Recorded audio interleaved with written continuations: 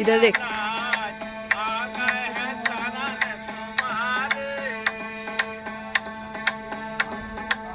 हाँ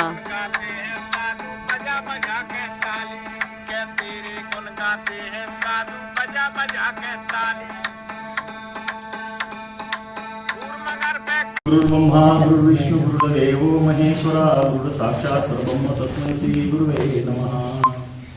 भगवान श्रीकृष्ण अर्जुनाला कुरुक्षेत्रावर काय सांगतात? अनन्य चिंतयितुं माजना परिपासते तेषां नित्य वियोक्तानां योगक्षेम वहम। भगवान काय म्हणतात अर्जुनाला? अरे अर्जुना, जो कोणी माझं निरंतर अखंड चिंतन करेल, नाम स्मरण करेल, त्याचा योगक्षेम म्हणजे काय? अन्न वस्त्र निवाऱ्याची सर्व जबाबदारी भगवंत घेतो। पण तुमचं आमचं काय? आणि काही संतांनी बस काय सांगितलेलं आहे? अजगर करे ना चाकरी, पंछी करे ना काम, दास मलुका कह गए सबके दाता राम। सर्वांना देताना काय? दाता राम आहे। अजगर कुठं चाकरी करत नाही। तुकाराम महाराजांचे पण अभंग आहे भरपूर काय ते काय, पण परंतु तुमचं आमच्या संसारामध्ये काय? माझ्याशिवाय काहीच होत नाही। आपल्या सर्वांचं आपलं एक दृष्टी झालेलं आहे। आणि आपण काय, आपण ज्यावेळेस एखाद्याला सोडायला जातो स्मशानामध्ये, तर आपलं क्षणिक वैराग्यात निर्माण होतो। उद्यापासून आपण दररोज आपण ज्ञानेश्वर वाचणार, उद्यापासून आपण दररोज येताना त्या याच्या बाहेर गेलं, गेटच्या बाहेर गेलं स्मशानभूमीच्या, ते वैराग्य आपल्याला काय ते काय म्हणा आपण त्याला स्मशान वैराग्य तयार होतं। तिथं सगळेजण आपण आता कीर्तन करणार, उद्या सगळं घरी गेल्यानंतर आपल्याला काय करणार? बाहेर गेलं की परत संसार बघू। तर आता तुम्ही आता नर्मदा परिक्रमासाठी आलो आपण, तर नर्मदा परिक्रमा म्हणजे काय? परिक्रमा म्हणजे काय? तर परिक्रमा म्हणजे पहिल्यांदा आपण इथे परिवर्तन आहे। ते परिवर्तन म्हणजे काय?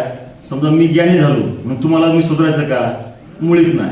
तर परिक्रमा म्हणजे काय? परिवर्तन। परिवर्तन म्हणजे काय? काम, क्रोध, लोभ, मोह, मत्सर, माया, अहंकार म्हणजे आपले षड्रिपुंज जे आहेत ते आपले घालवायचे, कोणाचे? स्वतःचे। त्याला म्हणतात परिक्रमा। ती हे परिक्रमा। आता ती परिक्रमा म्हणजे काय? ती परिक्रमा शास्त्रात दिलेली आहे 3 वर्ष 3 महिने 13 दिवस, 40 महिन्याची। आता जी परिक्रमाची सुरुवात कशी झाली? मार्कंडे ऋषी यांनी परिक्रमा केली 27 वर्ष। ते ह्या नर्मदा माईला 999 नद्या काय करतात? 999 नद्यांना घेऊन ती पुढे पुढे जातात। तर त्यांनी ज्या ज्या नद्याचे उगम आहे ते उगमस्थानापर्यंत जायचे आणि परत यायचे। आता हे कोण होते मार्कंड ऋषी? आता मार्कंड ऋषी ज्यावेळेस ते बालक होते त्यावेळेस त्यांची कुंडली पाहिली होती। तर मार्कंड ऋषीला सांगितलं होतं यांचं आयुष्य फक्त 10 वर्षाचे। बघा 10 वर्षाचं आयुष्य, आणि ते आज काय झाले? चिरंजीवी झाले। हा, चिरंजीवी मध्ये कोण कोण चिरंजीवी आता? व्यास, बली, विभीषण, हनुमंतराय, अश्वत्थामा आणि मार्कंडेय ऋषी। हे काय अजरामर म्हणजे चिरंजीवी, यांना मृत्यू नाही। ते आज त्यांची साधना, आता मध्ये बोलू नका, पुढे आल्यानंतर लिंक ना, हे आपलं प्रवचन चालू म्हणजे मध्ये बोलू नका, लिंक तुटली म्हणून। आता ही जी साधना आहे, तर त्यांचं आपण हे जर केलं, काय म्हणा आपण, त्यांची साधना जर केली ते प्रत्यक्ष देव झालेली। आता नर्मदा परिक्रमा काय आहे? 3600 किलोमीटर आपण जे फिरतो ना, दोन्ही तटावरती 186 करोड देवदेवता आहे। किती? 186 करोड देवदेवता दोन्ही तटावर बसलेले आहे। आता 186 कसे? तुम्ही काय म्हणाल? 33 कोटी देवदेवता। आपण म्हणतो ना 33 कोटी देवदेवता। मग आता 186 करोड कुठून आले? तर त्याला प्रमाण आहे कोणाचं? तुकोबारायांचं। देव माझा माझा, देव माझा माझा माझा, देव माझा माझा माझा, देव माझा माझा मी देवाचा। देव पहावयासी गेलो तेथे देवची होणी ठेलो। म्हणजे देव जो आहे तो आपण देव पाहायला गेले पण ते स्वतः देव झाले। म्हणून आपली पंढरीची वारी असते। आपली वारी असते दरवर्षी वारी असती। ती कशासाठी? तर 84 लक्ष योनीनंतर आपल्याला मनुष्य देह भेटतो। ते कशासाठी? नरसे नारायण, नरसे नारायण, नारीसे नारायण, म्हणजे हा आपल्याला 84 लक्ष योनीनंतर आपल्याला आपल्या जीवनाची सुटका, परत जन्म नको मृत्यू नको, ही मोक्ष आहे। तर ही जी वारी आहे, ही वारी जी आहे म्हणजे परिक्रमा आहे, तर ही आपले जे काही षड्रिपुंज आहे हे घालवायचे। आणि याच्यामध्ये मुख्य म्हणजे काय की मोक्षाची प्राप्ती। एक अभंग पण आहे, पंढरीचा वारेकरी मोक्षाचा अधिकारी, म्हणजे पंढरीचा वारकरी हा मोक्षाचा अधिकारी आहे।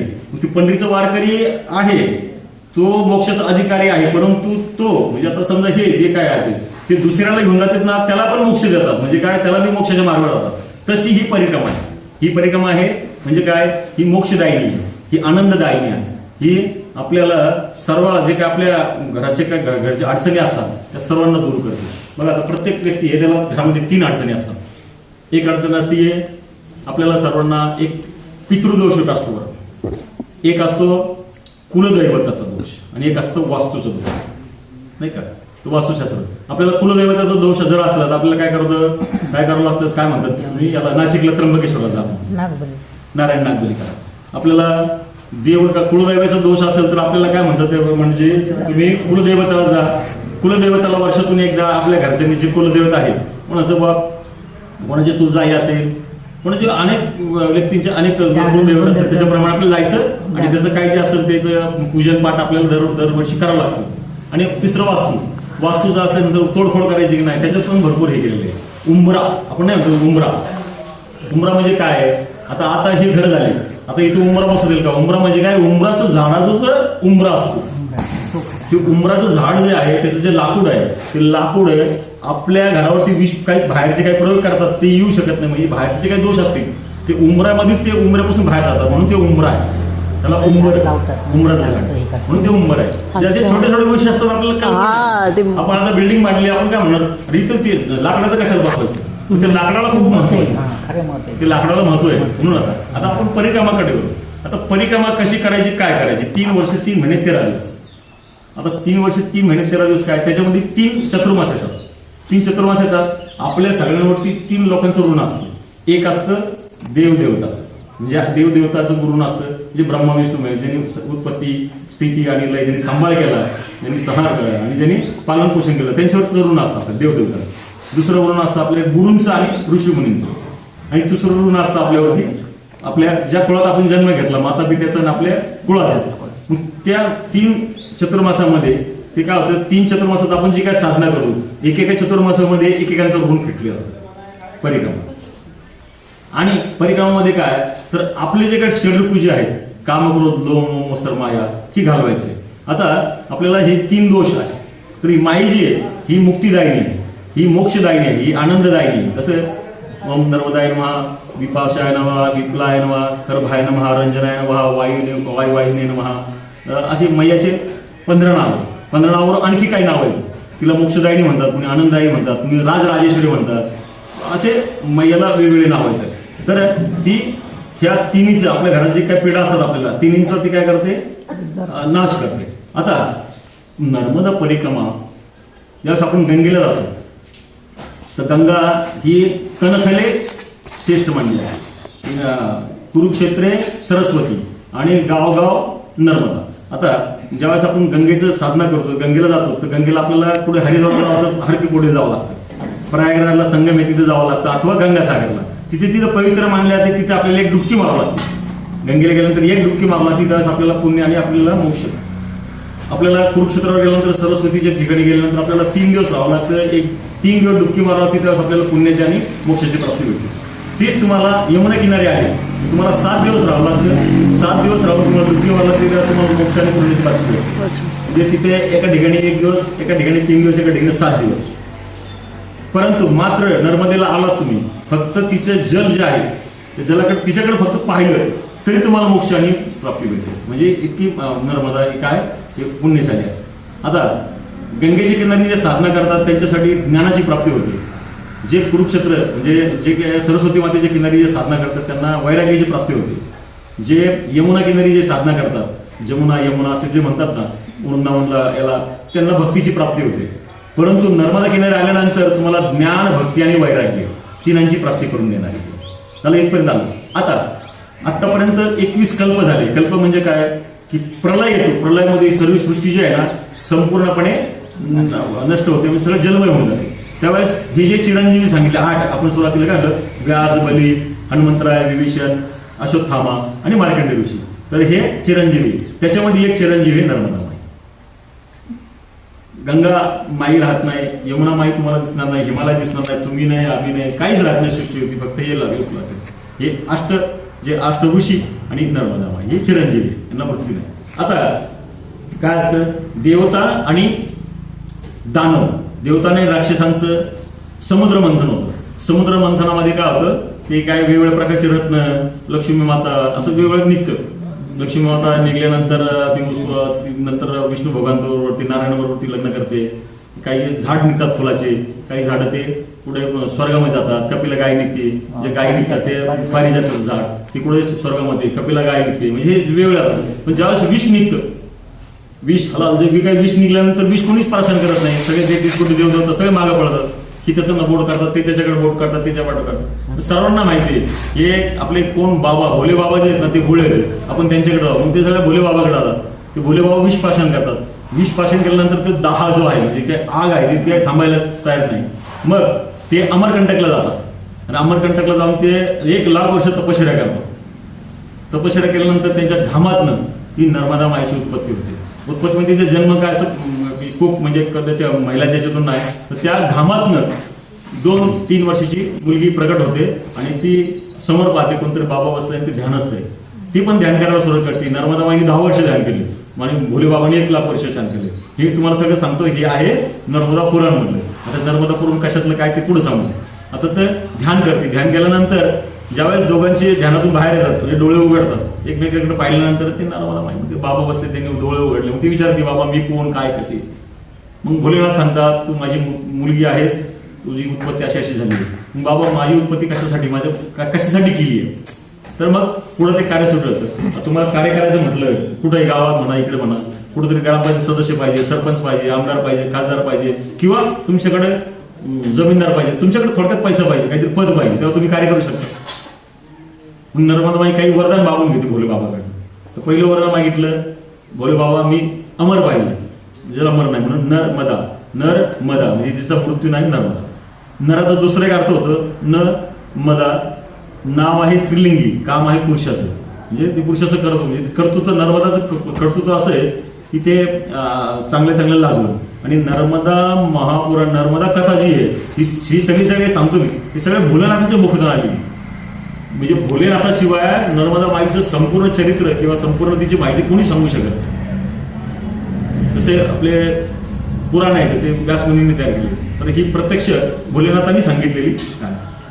आता पहिलं काय झालं, अमरत्व मागून घेतलं. तर दुसरं की ह्या पृथ्वी तलावरती जेवढे देव आहेत, तर नर्मदा किनारी जी बी व्यक्ती येईल, साधक भक्त, त्यांनी तिच्याकडे पाहिल्यानंतर, स्नान केल्यानंतर त्याला विश्वामध्ये कुठल्याही देवतांचं दर्शन घेतल्याचं पुण्य फक्त नर्मदाला मिळतं. मग तुम्हाला 4 धामचं पुण्य तुम्हाला इथे भेटेल, 12 ज्योतिर्लिंगाचं पुण्य इथे भेटेल. म्हणजे जगाच्या पाठीवर जेवढे देवदेवता आहे सर्वांचं पुण्य कुठं भेटतं, नर्मदेमध्ये. हे एक वरदान मागितलं. आता तुमचं आमचं कल्याण करायचं. आता कुठं काय, तर कल्याण म्हणजे काय, नरसे नारायण, नारीसे नारायणी म्हणजे काय की मोक्ष पाहिजे, परत पुन्हा जन्म नको आणि मृत्यू नको. मग मी सांगितलंय की जो पण माझ्या की देईल त्याला सर्वांना मोक्षाची प्राप्ती. मग तिथं आपण पंढरीचा वारकरी, मोक्षाचा अधिकारी, अभंग आहे तो करबाचा. तसं इथे तो प्रत्येक माणूस आला तो मोक्षाचा अधिकारी होतो. तो अधिकारी होतोच, पण त्यांनी दुसऱ्या लोकांसाठी आपली प्रतिज्ञा केली अथवा त्याला घेऊन आला बरोबर त्याला मोक्ष मिळतो, तो पण अधिकारी होतो. मग आता आपण काय केलं, नर्मदा माई ही काय करते, तुमच्या वास्तू म्हणजे घरातल्या सगळ्या अडचणी दूर करते. आता पहिले म्हणजे काय, आता तुम्ही आलात इकडे तर सर्वात जास्त आनंद कुणाला झाला, तुम्ही आता इकडे आला परिक्रमामध्ये. पितृ तुम्हीच सांगितलं होतं, पित्रांना. कोणाला, बायकोला झालं, तुमच्या बायको झालं, तुमचं हे झालं तुमचं वैयक्तिक. तुमचं काय म्हणणं दादा, आपण इकडे आलो परिक्रमाला, आनंद म्हणालो मनाला. हा मनाला पत्नीला म्हणजे नातेवाईकांना तुम्ही म्हणणार आपल्याला सर्वात जास्त आनंद असा कोणाला होतो, हा तो आपले जे काही पित्र आहेत ना, पित्र आहे, कारण ती मोक्षदायिनी आहे. मोक्षदायिनी आहे तर आपले पित्र जे पूर्वज आपले जे काही गेलेले आहेत आणि त्यांचा आत्मा भटकतोय, तर त्यांना जास्त आनंद का होतो की माझ्या घरातला कोणीतरी माझा नातू, माझा कोणतरी मुलगा, माझा कोणी खापर नातू, आपण झालं का पंजोबाचे पंजोबा, म्हणजे आपल्या कुळात जे गेले, ज्यांना मोक्ष मिळाला नाही, जे भटकतायत ते आनंदी होतात का की माझा कोणी नातू, माझी कोणतरी नात ही कुठे गेली आहे, माझा मुलगा कुठे गेला, नर्मदा परिक्रमा करते आणि माझ्यासाठी तो काहीतरी करेल, म्हणजे प्रार्थना करेल. कुणाला, नर्मदा माईला, की माई आम्ही अमुक गावाला आले, माझ्या कुळातले जे काय आजपर्यंत जे काही सगळे गेलेले तर सर्वांसाठी मी प्रार्थना करतो, सर्वांना मोक्षाची प्राप्ती दे. जसं जसं त्यांना गती मिळते, म्हणजे त्यांना वरची गती मिळत जाते, मोक्ष मिळत जातो, तसं ते आपल्याला आशीर्वाद देतात. म्हणजे आपल्याला जे काही कुळाचा, आपल्याला आपल्या पितृदोषाचा जो काही दोष असतो तो निघायला असतो. आता प्रार्थना करताना किंवा आपण माईवरती गेलो, स्नान करताना काही विधी येतात, ते विधीने स्नान करायचं तर आणखी त्याचा फायदा होतो. आता ही नर्मदा वाहते, ती नर्मदा माईचं जे काही जल आहे किंवा पाणी आहे ते जल नाही किंवा पाणी नाही, ते साक्षात ब्रह्म आहे. ते ज्याला समजतं ज्याला दिसतं त्याला दिसतं, तर ते ब्रह्म आहे. ते कसं करायचं? आता हे जल वाहतं, ते गेल्यानंतर लगेच आंघोळ नाही करायची. गेल्यानंतर गेला आपण तिच्या काठावर गेलो, आपल्याला तिचं दर्शन घ्यायचं. पहिल्यांदा दर्शन घेतल्यानंतर पहिल्यांदा ते पाणी जे काय जल आहे त्याला सावरायचं, त्याला आचमन घ्यायचं. पहिल्यांदा प्रार्थना करायची, माई मी तुझ्या दर्शनासाठी आलो, तुझ्यात स्नान करू इच्छितो, तर आम्हाला माफ असावं. पहिल्यांदा माफी मागायची, कारण ते शरीर आहे कोणाचं, भोले बाबाचं आणि माईचं. ते जल म्हणजे ते साक्षात ब्रह्म आहे. आता आपण पाहता सध्या गावातले लोक धुणत होतात, आपण करतात, साबण लावतात, त्याच्याकडे लक्ष द्यायचं नाही. तर आपल्याला स्वतःला हे करायचं, डेव्हलप करायचं असतं. म्हणजे आपल्या अष्टसात्विक ज्याला काय म्हणतो आपण, आपले जे काय असतं ना, कुंडलीने आपल्याला जागरूक करायचं असेल, किंवा आपल्याला घरच्यांचं कल्याण करायचं असेल किंवा स्वतःचं कल्याण करायचं असेल, तर त्यांच्याकडे कोणाच्याकडे लक्ष द्यायचं नाही. शेजारचे काय करते त्यांच्याकडे लक्ष घे, हे काय करते त्यांच्याकडे, स्वतःच बघायचं. तर गेलो आपण, त्याला आचमन घ्यायचे, पाणी सावरायचं बरं का, त्याला पण शास्त्रीय महत्व आहे. पाणी आपण घेतलं असं लगेच करायचं नाही, पाणी सावरायचं, त्याला पण एक सायंटिफिक रिझन दिलेलं आहे. की आपण जल घ्यायचं, ओम केशवाय नमः, ओम नारायण नमः, ओम माधवाय नमः. आपण एका वेळेस आपण ज्यावेळेस आचमन घेतो, तर एकाच वेळेस आपल्याला 1000 ओम नमः शिवाय अथवा ओमकारचा जप केल्याचं लगेच आपल्याला पुण्यस्थिती भेटते एका वेळी गेल्यानंतर, आचमन केल्यानंतर. आता इथपर्यंत झालं. आता पाणी परत पुन्हा सावरायचं. ओम अपवित्रोम पवित्र वा सर्वावस्थामृतो पिवा ये स्मरेत पुंडरीकाक्षम सबाह्यभ्यंतर शुची. ते पाणी अंगावर छापायचं, म्हणजे आपण शुद्ध झालो. कारण आपण फिरून गेलो ना ते, कारण ते मंदिर आहे साक्षात, तिथे गेलो आपण. गेल्यानंतर आता आंघोळीला स्नान करायचं. आता स्नान आपली डुबकी पहिल्यांदा पाण्यात परिक्रमावासीने जाऊ नये. आता गेलो तर गुडघ्याच्या वरती पाण्यात जायचं नाही. डुबकी मारायची म्हणजे काय, कमंडलनं पाणी घ्यायचं, डोक्यावर टाकायचं. जलाच्या बाहेर आल्यानंतर अथवा त्या पायरीवरती घाटावरती आपण बसलो किंवा किनारी बसलो, पाणी डोक्यात घेतल्यानंतर ते पाणी अंगावरती जिरू जायचं, ते पुसायचं नाही. पुसायचं असेल तर पहिल्यांदा टॉवेल ओला करायचा, तो पिळायचा. आपल्या अंगावरचं जे ओलं झालेलं वस्त्र आहे ते मैयामध्ये पिळायचं नाही. ते पाणी पिळाल्यानंतर आपल्याला आपला जो पुण्यक्षय होतो, म्हणून ते पाणी तिथे पिळायचं नाही. आपले कपडे ओले होतात ना, मग ते काय करायचे, त्यात अशी बुडकायची नाही. जे ओले झाले आपण ज्या ठिकाणी आश्रमावर थांबलो अथवा धर्मशाळेत थांबलो, ते कपडा घ्यायचा आणि बाहेर पिळायचा. त्याचं पाणी मैयामध्ये जाता कामा नये. आता केस ओले, आपण पहाटे आता स्नान करणार, पहाटे तुम्ही म्हणणार केस वाढलेले, तर आता बाई म्हणून माझे एवढे मोठे केस, तर बाबा तर सांगितलं पाणी जिरवायचं, पुसायचं नाही. मग त्याला अगोदर काय करायचं, आपलं टॉवेल किंवा काय असेल ना, नॅपकिन वगैरे, तो पहिल्यांदा ओला करून घ्यायचा, त्याला कोरडा करायचा म्हणजे पिळायचा. मग ते पाण्यात नव्हे बाहेर, आणि मग ते पुसून घ्यायचं. ते पाणी अंगावर जिरू द्यायचं. आणि बाहेर आल्यानंतर माईला प्रार्थना करायची, हे माई आम्ही अमुक जिल्ह्याहून आलो, अमुक आले, मी अमुक कुळाचं आहे. माझ्या कुळात जे पण लोक गेलेले आहेत त्यांना सर्वांना मोक्षाची प्राप्ती, या सर्वांचं कल्याण होईल. विश्वकल्याण, आपण नाही आरती म्हणतो, विश्वका कल्याण होईल. तुम्ही प्रार्थना करताना मला अमुक द्या कधीच मागायचं नाही. विश्वका कल्याण हो म्हणजे सर्वांसाठी मागितलं ते सर्वांमध्ये तुम्ही येतात. आपण काय करतो, बरेच जण मला गाडी पाहिजे, मला बंगला पाहिजे, मला अमुक पाहिजे. पण तुम्हाला बंगला पाहिजे ना, तर देव तुम्हाला 2 बंगले देणार असतो. तुम्ही 2 एकर मागितली, पण देवाला तुम्हाला 10 एकर द्यायची असते. म्हणजे काय कंजूस माणूस आहे, एवढंच मागणार. तर मागायचं नाही, म्हणजे मागायचं म्हणून कसं, विश्व का कल्याण हो, माझं सर्वांचं सुख शांती आयु आरोग्य ऐश्वर्य धन संपदा काय तुझ्या मनाने काय द्यायचं ते सगळ्यांचं कल्याण हो, बस असं मागाय झालं इथपर्यंत. आता ही मोक्षदायिनी आनंदाने आहे, असा आनंद मिळत चालतो. आनंद आपल्याला केव्हा की आपण शास्त्रोक्त म्हणजे काय म्हणू आपण त्याला, आध्यात्मिक आपण पूजापाठ केला ना, तर त्याचा आनंद भेटतो. म्हणजे ती पुण्य मिळायला सुरुवात होती लगेच. तुम्हाला स्वतःला ऐसाच होईल, म्हणजे अनुभव यायला सुरुवात होतो. तुम्ही अष्टसात्विक तुमचे जागृत होतील, तुम्हाला आनंद येईल, तुम्ही रडताल, पुढे हसताल, असं होतं त्याच्यामध्ये. केव्हा आपण शांतपणे शांत चित्ताने केलं. आता आपण घरात जप करतो, एक जपमाळ केली आहे घरामध्ये, रामकृष्ण हरी रामकृष्ण हरी रामकृष्ण हरी. एका रामकृष्ण हरीची घरामध्ये माळ केल्यानंतर 108 मणी असतात. 108 ला 108च पुण्य भेटणार.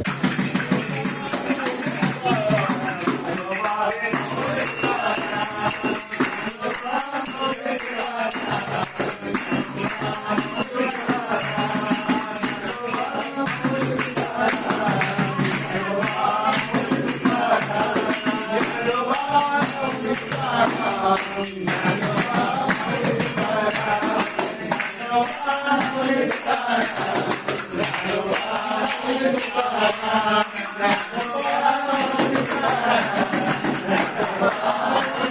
अरे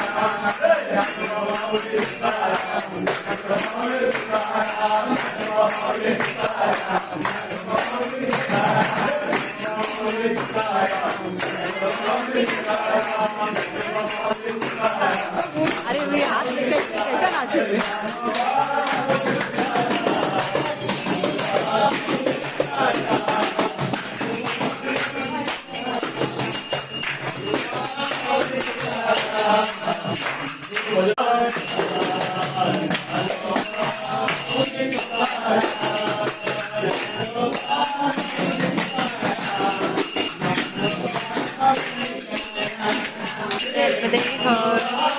आज आश्रम में हो रहे भजन कीर्तन।